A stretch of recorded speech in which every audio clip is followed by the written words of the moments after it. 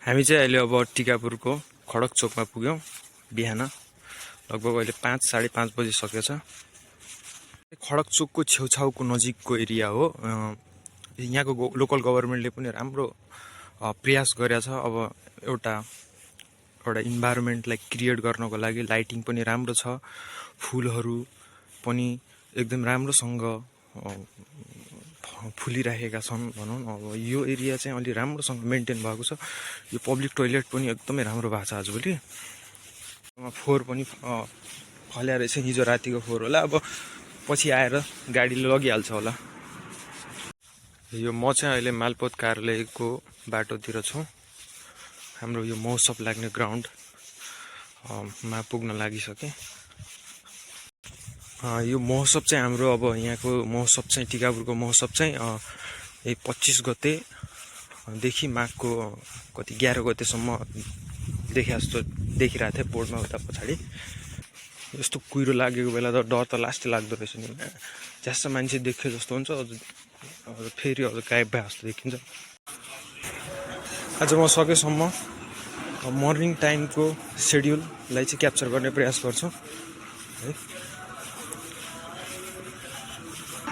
जम्मै फोहोर सफा गर्ने कर्मचारीहरू बिहानै यो पो हो त कामको सुरुवात बिहानको हैन। यसले त अब बस्ने मान्छेहरूलाई पनि फोहोर गर्न अलिकति व्यवस्थित तरिकाले फोहोर राख्ने जाँगरा हुन्छ। यो चाहिँ हाम्रो भाइहरू हैन, बझाङबाट, डोटीबाट अनि बाजुरा हैन, हुम्लाबाट टिकापुरमा वीरेन्द्र स्कुलमा पढिरहेछन्। कति क्लासमा केटा? 5 क्लासभन्दा तल हैन। कस्तो लागिरहेछ टिकापुरमा? कस्तो लागिरहेछ? घुमिहाल्यो, धेरै ठाउँ घुमिहाल्यो कि पार्क सार्क गएको छौ? किन घुम्न गएको छौ? कहाँबाट? उताको पार्क भने टिकापुर पार्क स्कुलबाट लगेनन्? कहाँ लग्यो त स्कुलबाट?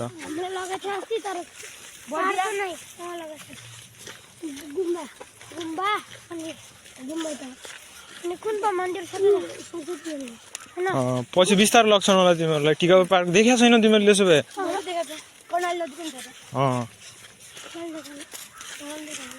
बवाल छ, हेर्ने, रमाइलो गर्ने, घुम्ने, एक्सपिरियन्स लग्ने हो, मजा आउँछ हो कि नै?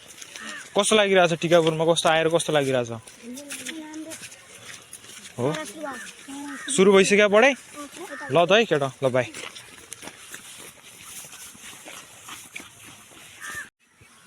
अहिले चाहिँ बिहानको अब 7:30 बजिसकेको छ। तै पनि यति नै कुहिरो छ, यस्तो कुहिरो छ। हामी चाहिँ अहिले वीरेन्द्र ग्राउन्डमा यस्तो फुटबल खेलिरहेछन् केटाहरूले। रेगुलर रुटिन हो यिनीहरूको फुटबल खेल्ने यो बिहानको। अब आजभोलि अब चिसो भएको कारणले चाहिँ अब अलि ढिलै आउँछन् क्या, नभए त 5 बजे 6 बजेतिर आइहाल्थ्यो।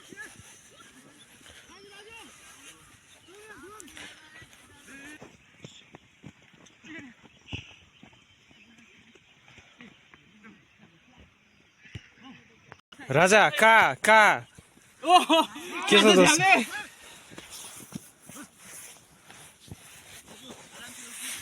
भाइ कहाँको टिम हो यो? कहाँबाट भन न? कहाँको भाइ टिम यो? टिकापुर 1 को।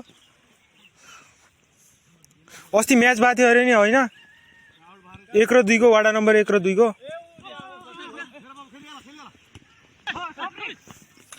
ल यसै गरी अब हाम्रो आजको दिनको अब बिहानीको समाप्ति भयो।